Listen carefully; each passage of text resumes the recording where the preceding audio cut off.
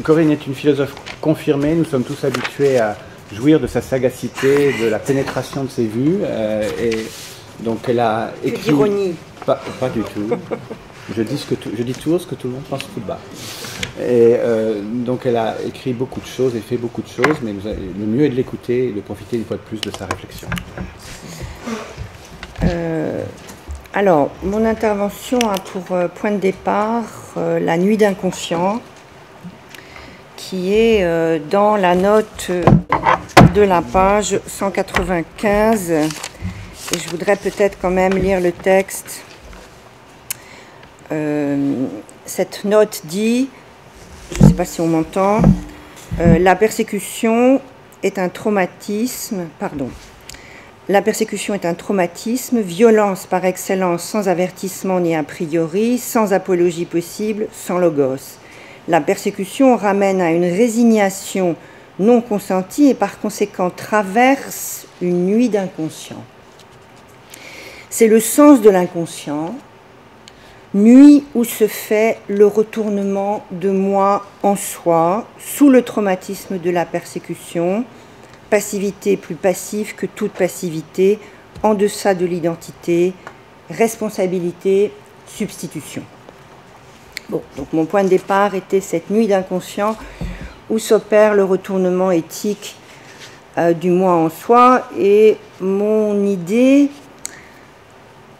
bon, un peu périlleuse, mais tant pis, était de suivre Lévinas dans la description phénoménologique de la signifiance éthique. J'insiste, la description phénoménologique, donc que je ne prends pas pour une description éthique, mais c'est le point d'appui phénoménologique de la signifiance éthique, et la suivre depuis la nuit d'inconscient jusqu'à ce que j'appellerais la famille éthique. Et dans ce trajet, il me semble qu'il y a une sorte d'ambiguïté dans cette description phénoménologique qui finalement affecte l'éthique de Lévinas elle-même. Donc 3 moments dans mon propos. Premièrement, déployer la nuit d'inconscient. Deuxièmement, les problèmes soulevés par cette description phénoménologique. Et troisièmement, leurs répercussions sur le sens du commandement éthique. Alors, la nuit d'inconscient, vous l'avez entendu, décrit la passivité où se passe l'intrigue éthique, passivité du retournement du moi en soi, et l'inconscient désigne, dans la note de la page 2 pages avant, le non consenti, c'est-à-dire le malgré moi et le sans moi de ce retournement éthique. Je dirais, cette passivité appartient à l'horizon oublié du psychisme, et on a là, dans Autrement qu'être, un changement radical du psychisme, puisque dans Totalité et Infini, le psychisme, c'est l'âme comme accomplissement de la séparation, ce que tout le monde sait, c'est-à-dire un événement dans l'être, un événement de l'être. Et maintenant, dans Autrement qu'être, le psychisme, c'est l'âme dans l'âme, comme dira de Dieu qui vient à l'idée. Mais Autrement qu'être dit que c'est un déphasage insolite, c'est-à-dire reprend le terme de déphasage. Et ce déphasage, c'est un événement du hors-être, l'inspiration du même par l'autre. Or, ce qui est inconscient, c'est que ce déphasage se passe totalement incognito, vous le savez tous, parce que rien ne se donne au présent de la conscience, l'infini passe sans entrée, la trace de son passage, c'est une absence qui se creuse en visage, le moi est déposé sans se ressaisir, et enfin, quatrièmement, le soi, je dirais, se passe sans s'apparaître, c'est-à-dire en fait même se consume pour autrui, donc il n'a pas non plus de présence. Très bien, j'insiste sur ce travail du lexique, c'est-à-dire de l'inconscient, et aussi la nuit.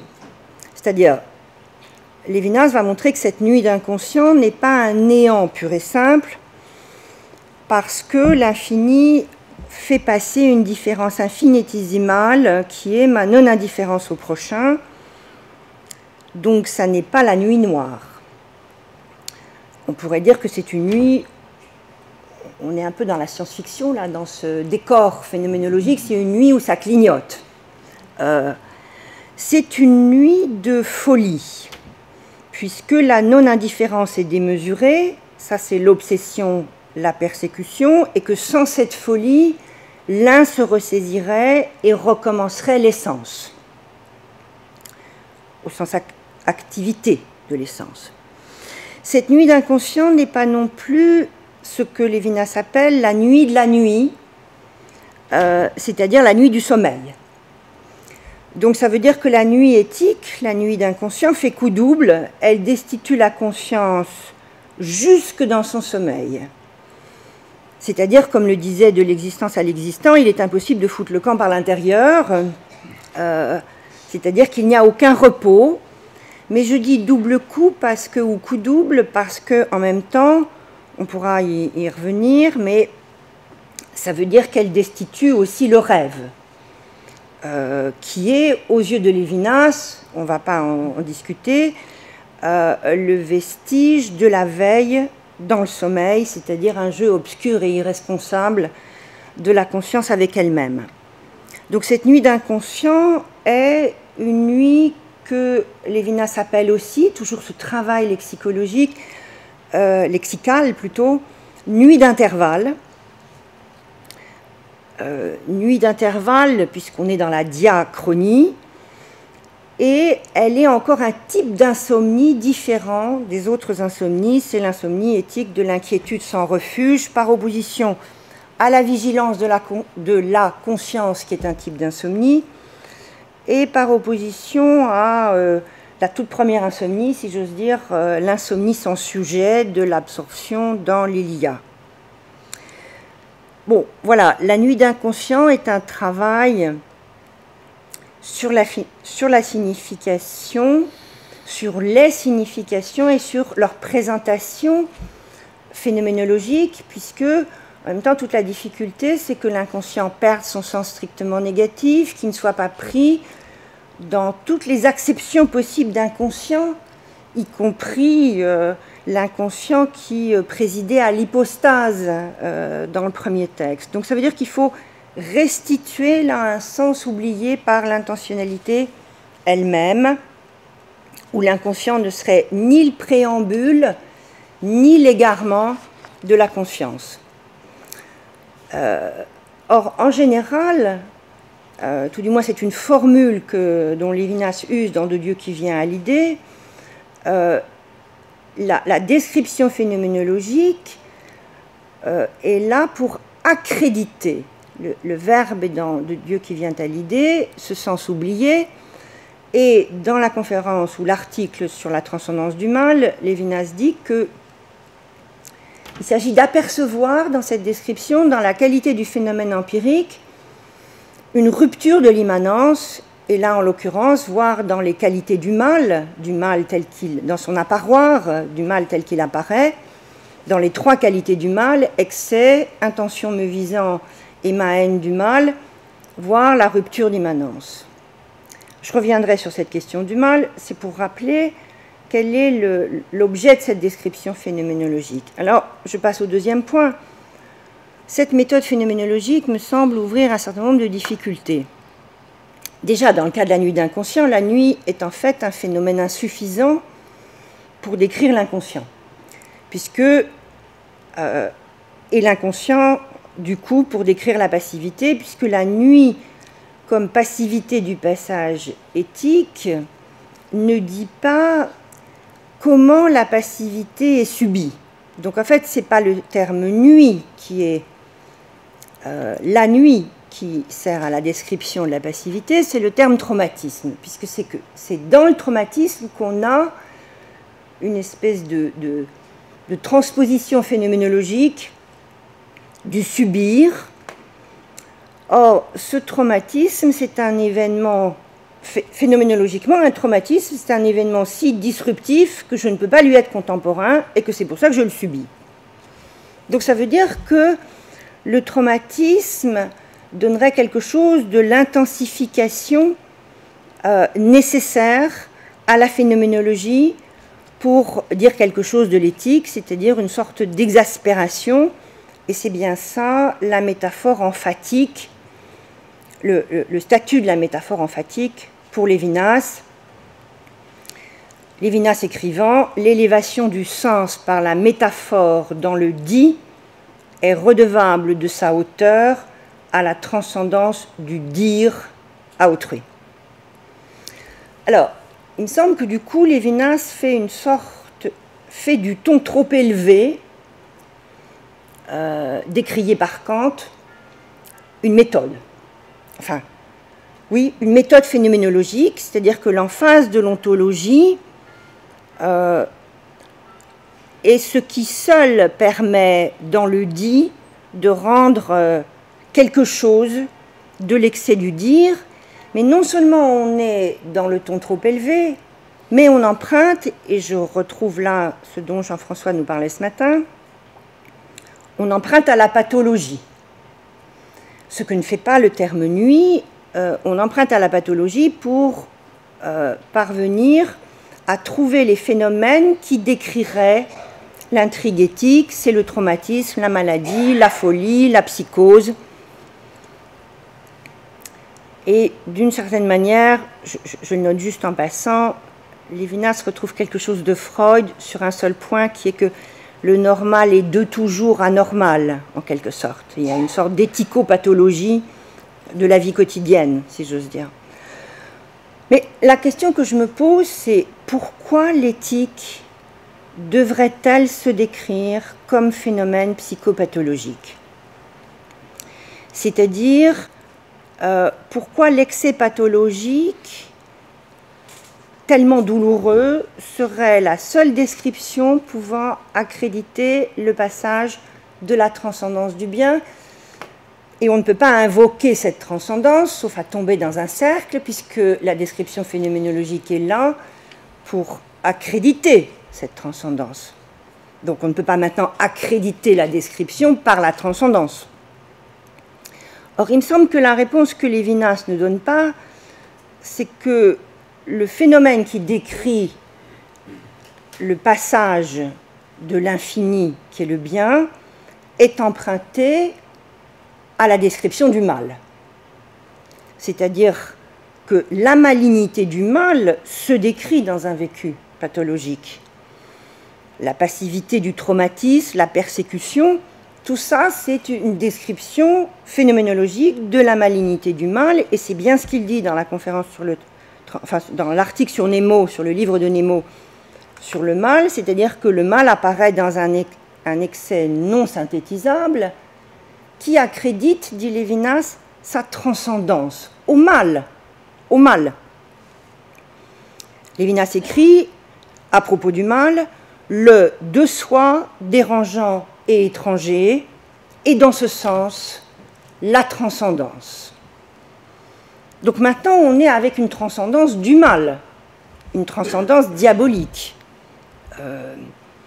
Or, il me semble que la nuit d'inconscient, phénoménologiquement, couvre de son manteau la transcendance du bien et la transcendance du mal. C'est-à-dire que l'élection du bien fait mal comme l'élection du mal fait mal. C'est-à-dire que dans les deux cas, un toi me cherche sans me lâcher et m'accuse de tous les maux de la terre. Or, le seul exemple pour, si j'ose dire, phénoménaliser ce sens oublié du bien, qui est qu'il fait mal, c'est Job. Encore lui. C'est-à-dire que les souffrances que vit Job, les souffrances sans raison que vit Job, sont vécues par lui comme méchanceté divine, ce que dit de Dieu qui vient à l'idée, alors qu'elles sont en fait élection du bien. C'est-à-dire qu'il est responsable au-delà de sa liberté, et ça, c'est l'élection du bien. Donc on a bien une condensation des deux, mais il me semble que l'exemple de Job est l'occasion en plus pour Lévinas d'une lecture elle-même exacerbée des Écritures, puisque la question de Dieu à Job, « Où étais-tu quand je fondais la terre ?» dans l'interprétation, je dirais, commune, consiste à entendre que Dieu fait reproche à la créature de son impudence, qui prétend juger le Créateur, et d'oublier son rang. Mais Lévinas l'entend autrement, c'est que, et ça 2 fois, et dans Autrement qu'être en filigrane et clairement dans Dieu qui vient à l'idée, Job est accusé par Dieu de ne pas se porter co-responsable avec Dieu de tout, c'est-à-dire de la création elle-même. Et le terme de fraternellement, c'est-à-dire être fraternellement solidaire de la création, est prononcé, c'est-à-dire qu'au fond, le bien appelle Job à fraternellement, alors non pas se porter au secours de Dieu, mais tout du moins co-assumer la création, co-répondre. Alors je dirais que la description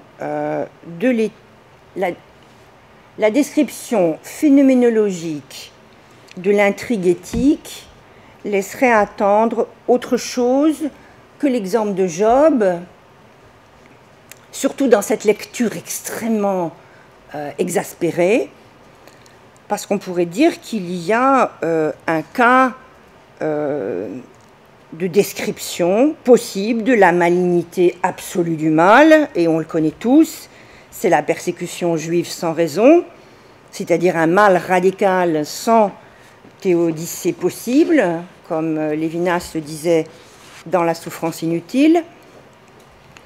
Et il y a aussi des descriptions possibles, phénoménologiques, du passage éthique du bien. D'une part, le secours irraisonné porté aux victimes persécutées, les justes, et d'autre part, le remords, de faire défaut à chaque victime persécutée, passée, présente, à venir. Donc ça fait déjà tout un nœud de difficultés, et je trouve que, outre ce recouvrement du bien, de la description du bien par la description du mal, la phénoménologie des significations en appelle à une description des relations familiales, dont j'en arrive à la famille éthique, qui me pose elle aussi des problèmes, et l'ensemble va, je l'espère, confluer. Je trouve que la famille éthique de Lévinas est difficile à établir, et du coup le sens éthique aussi, et que cela rejaillit sur le commandement éthique. C'est-à-dire qu'on a la mère et l'enfant comme description, dont il a été beaucoup parlé, le corps maternel, qui décrit l'inspiration du même par l'autre, porter l'autre en soi, lui offrir à cet autre toute sa propre matière, chair et sang, peau, pain, porter la souffrance de l'autre, je veux dire porter la souffrance qu'il inflige, être responsable pour la souffrance qu'il inflige. Et cette mère, les entrailles qui gémissent, dont il a été question, les entrailles qui gémissent de cette mère sont en même temps celles du Créateur. Il en a été question dans Du Sacré au Saint, je n'y reviens pas, où Lévinas dit que cet élément maternel de la paternité divine est très remarquable. Et par ailleurs, la maternité est là pour décrire aussi la créaturialité, dit Lévinas dans Autrement qu'être, c'est-à-dire le fait que personne ne peut se faire, que chacun est fait comme l'enfant est fait. Donc on a ce premier pôle de la famille, une mère qui est en même temps Dieu, enfin, qui est l'illé, on ne sait pas. Dieu est miséricordieux. Bon. Il y a maintenant les frères. D'abord 2, puis 3. La fraternité décrit elle, la proximité, et il me semble qu'entre le frère et la mère, la différence, c'est que le frère vit sous l'accusation persécutrice du visage de son frère. La mère ne vit pas sous l'accusation persécutrice du visage, elle vit sous la persécution des entrailles. Et le frère se porte responsable pour les fautes et les malheurs de son frère. Mais ce frère, alors le frère secouru et le frère secourable peuvent être chacun, d'une certaine façon, des images du Créateur, des descriptions du Créateur, puisque le Créateur aussi accuse Job de manquer à la solidarité fraternelle, ce qui fait un frère un peu bizarre qui ne correspond à aucun des autres statuts à proprement parler. Et puis il y a enfin... Il reste combien de temps Jusqu'à 35 minutes, tu as encore 14. Et il reste enfin... Car j'ai... Oui, ça va très largement. Il reste enfin le tiers. Alors le tiers, c'est le troisième frère. Donc la famille grandit, qui lui décrit non plus l'inspiration, non plus la proximité et l'accusation, mais la justice. Le frère du frère qui réclame de moi mesure et comparaison et qui ouvre la sphère de la loi, mais c'est un frère. C'est un frère, ça n'est pas le père. Parce qu'il y a une tertialité, le mot est de Lévinas, il y a une tertialité différente, dit-il, c'est l'illéité de l'infini. Et il l'appelle tertialité. Et là, évidemment, on est au bout du bout, et on se demande qu'est-ce qui pourrait décrire. Alors, est-ce que cette tertialité différente pourrait se décrire comme le Père? Le Père mélisant comme fils unique, et tous les fils sont uniques, comme fils unique non interchangeable, donc avec une relation entre la paternité du bien et la passivité filiale de l'investiture. Mais il me semble que ce père fait problème, et c'est lui dans la famille éthique de Lévinas. C'est-à-dire que le père décrit l'élection. Si on prend le père maintenant, il décrit l'élection et pas le commandement. Car c'est le visage non phénoménal qui commande. Et ce visage fait passer, j'avance, c'est encore autre chose, ce visage fait passer deux exigences, et c'est pour ça que Lévinas peut parler dans Altérité et Transcendance de l'ambiguïté du visage. Il fait passer une première exigence qui passe par ma voix tacite, qui répond à la faiblesse du visage. Et cette exigence se dit de deux manières, me voici ou envoie-moi. Envoie-moi vers autrui. Et puis il y a une deuxième exigence qui passe cette fois-ci non pas par ma voix, mais par la voix tacite du visage, et dont Lévinas dit qu'elle est la parole de Dieu, cette exigence-là, et c'est « tu ne tueras point ». Est-ce qu'on peut suturer « tu ne tueras point » et « me voici ». Me voici descriptif ou « envoie-moi prescriptif ».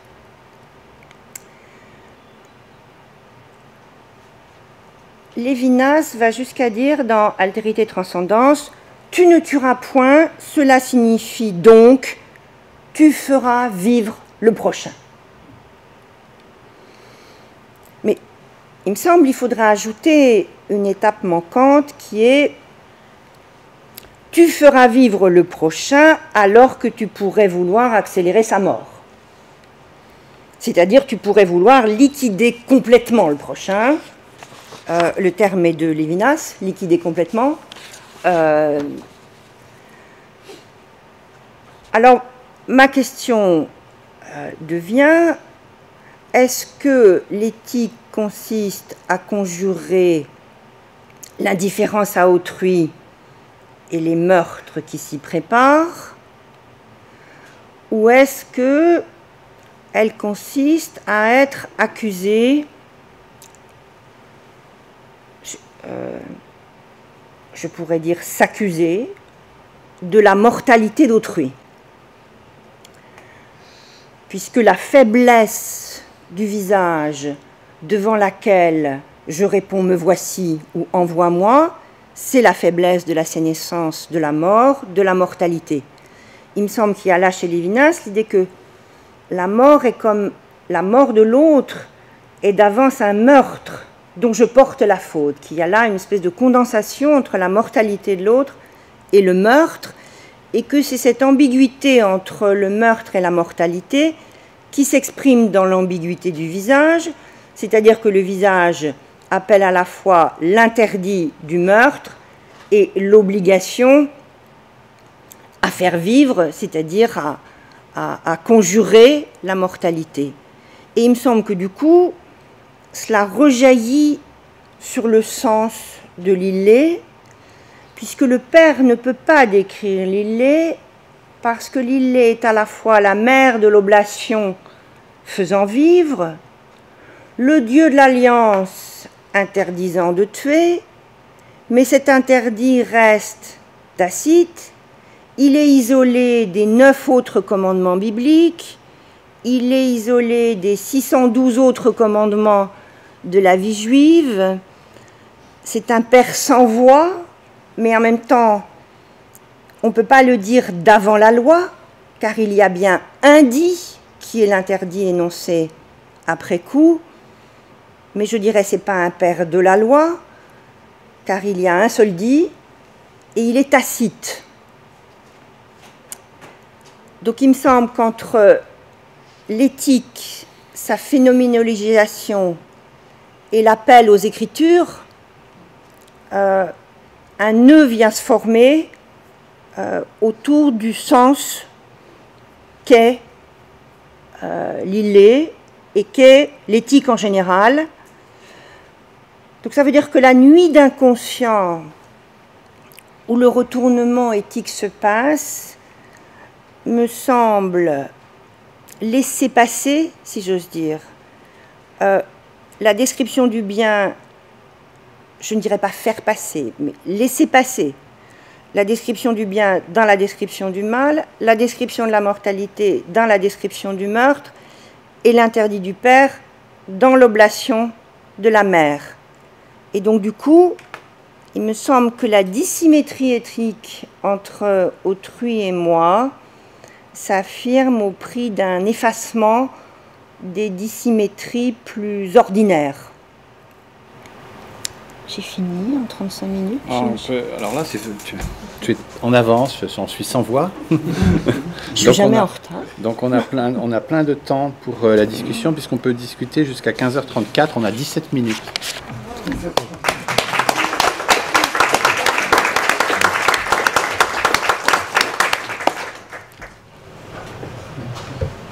Alors, il faut que je regarde les mains qui se lèvent.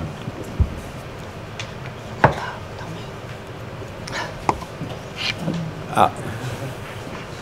Alors, dans l'ordre, c'est monsieur à gauche de Yves, puis Pascal.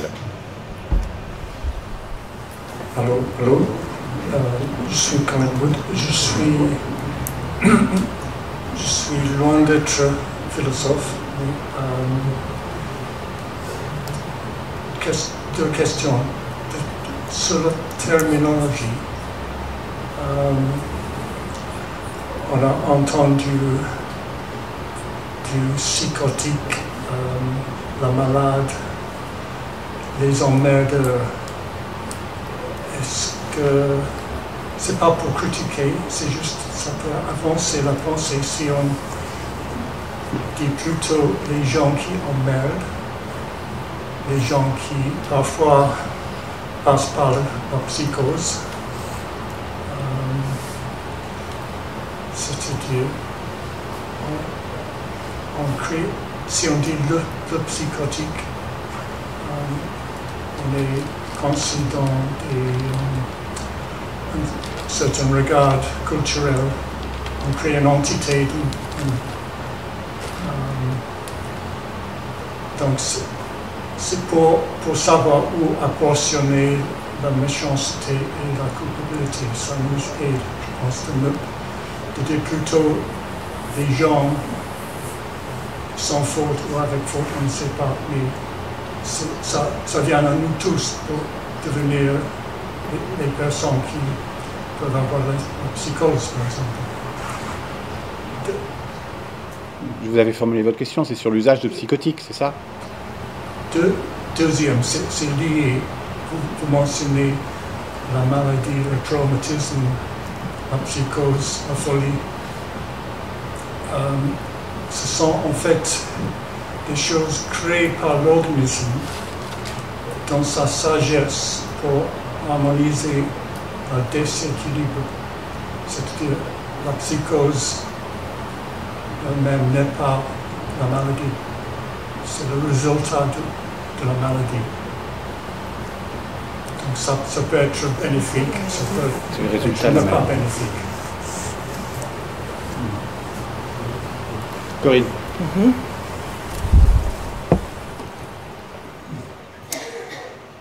Je pense que c'est une question, votre première question s'adresse en même temps à Jean-François et moi, dans une espèce d'association que j'accepte bien volontiers.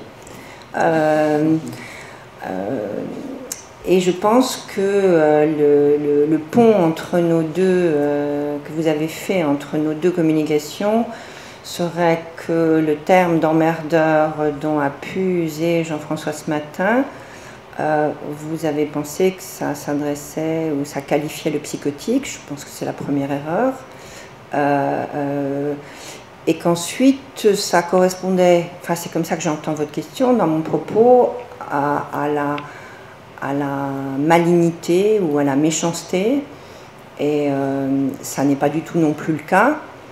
Donc, d'une certaine façon, ces deux confusions étant levées, je crois que mon propos n'était pas proprement sur la psychose.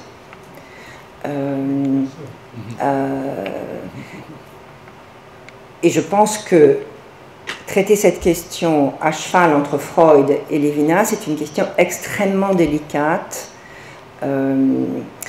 puisqu'on est dans un changement radical de registre, ce que Jean-François nous a expliqué ce matin, avec beaucoup de talent, c'est-à-dire que la psychose fait partie de l'état des choses, et que donc l'usage de ce vocabulaire descriptif pour rendre raison de ce qu'est l'ouverture et la faille éthique est un pari lexical, mais ne consiste pas à dire que l'homme éthique est psychotique, au sens de la description d'une maladie ressortissant à un soin quelconque.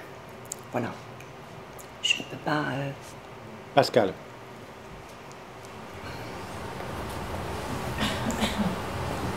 Oui, merci d'abord Corinne pour cette manière de nous inviter, de nous prendre par la main pour nous, dans ton questionnement, et parmi les chemins extrêmement sinueux, des questions les plus difficiles de Lévinas pratiquement. Et donc c'est pas vraiment une question, c'est le prolongement peut-être d'un questionnement qui l'accompagne. En écho à ce matin, tu as parlé de nuit d'intervalle. Lévinas appelle l'intervalle le temps mort. Alors, est-ce qu'il y a là aussi cet élément-là de la mort, effectivement, au moment de l'intervalle? La phénoménologie d'une description qui passerait par une description de la transcendance du mal. À ce point extrêmement difficile, effectivement, dans Autrement qu'être, d'une énorme ambiguïté entre l'ilia et l'iléité. Où on a l'impression effectivement que alors la nuit du bruissement de l'être aussi traumatisante rejoint la nuit d'inconscient de l'autre. Et alors comment les distinguer tout de même si la phénoménologie en est si proche? C'est une des questions extrêmement difficiles, effectivement.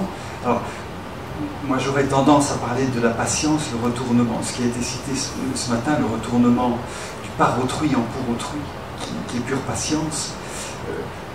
Peut-être que le mal n'est qu'un par autrui, mais c'est une hypothèse tout au plus.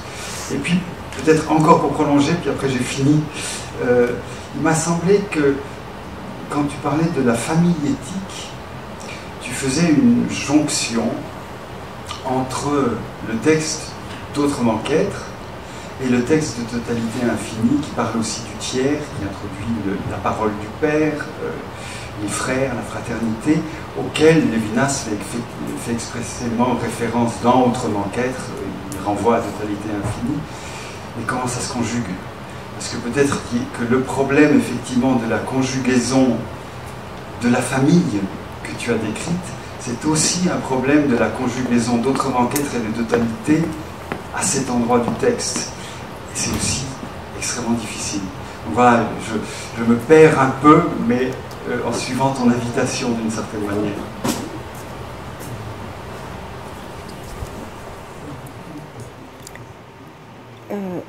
Sur le premier point, la nuit de mort, je pense que c'est toute la question du temps mort, effectivement, c'est-à-dire on sort de la synchronie, c'est ça l'intervalle, mais je ne pense pas que ce soit la mort de la mortalité, ni la mort du meurtre, très franchement. Sur le deuxième point, je ne pense pas qu'il y ait... Enfin, tout du moins, je ne me pose pas la même question que toi.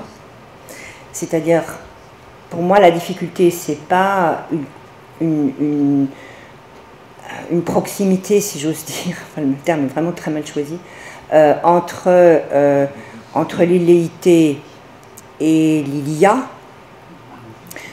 Pour moi, la vraie question, c'est s'il y a une transcendance du mal, alors pourquoi déclarer que l'illéité, c'est forcément ce qui m'incline dans le pour autrui? C'est-à-dire, je veux dire, l'hypothèse diabolique est possible. C'est l'hypothèse de Kant, c'est le mal radical. Et donc, à partir du moment où ça n'est pas l'être qui est le mal, mais où le mal est transcendant, là est mon inquiétude. Et donc,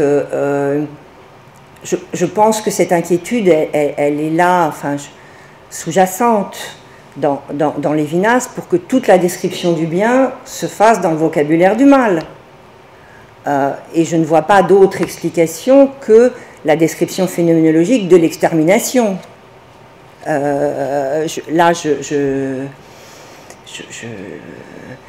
Mais du coup, je trouve que l'éthique s'en trouve extraordinairement gauchie, enfin, c'est peu dire.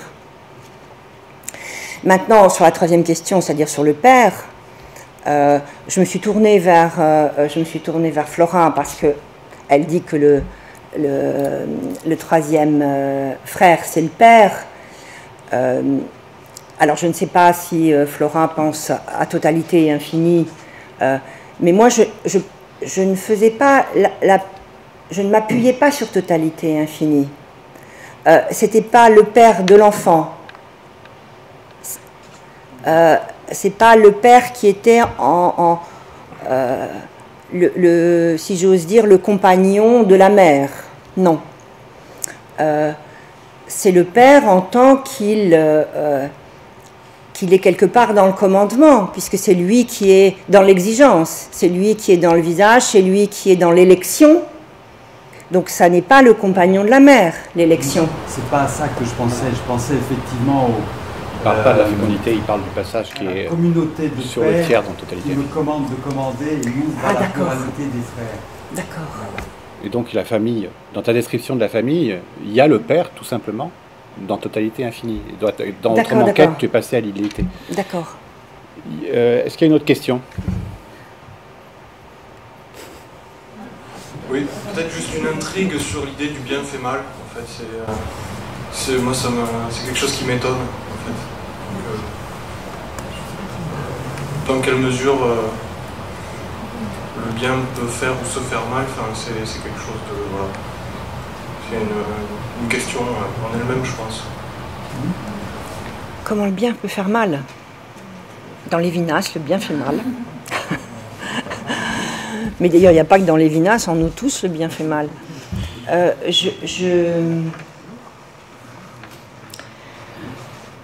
C'est probablement parce qu'on n'est pas d'accord sur ce qu'on appelle le bien. C'est-à-dire, le bien n'est pas la jouissance. La jouissance ne fait pas mal. Bon, la jouissance ne s'observe pas. La jouissance, pour Lacan, n'en parlons pas. Donc, parlons du plaisir. Le plaisir ne fait pas mal. Ça te va mieux? Je me souvenais de notre jeunesse. La jouissance, c'était dur, il n'y avait rien de pire. Mais le bien pour Lévinas, ça n'est pas ni le plaisir ni la jouissance. D'aucune manière. Je dirais même, c'est peut-être ce qui les arrête. Donc voilà, je crois que ça c'est une leçon de Lévinas qui est quand même la leçon initiale. Donc je pense qu'elle ne fait pas énormément de difficultés pour un lecteur lévinassien, puisque l'éthique est justement une manière de renoncer à ma place au soleil et au plaisir que me donne cette place et que me donne le soleil. Voilà. Bon, alors en principe, il nous reste 2 minutes 30, mais d'un autre côté, il y a une autre injonction qui a surgi. Et je lis « Photo de groupe à la pause ». Donc peut-être que l'ordre du jour va être photo de groupe à la pause. Tout en remerciant à nouveau Corinne.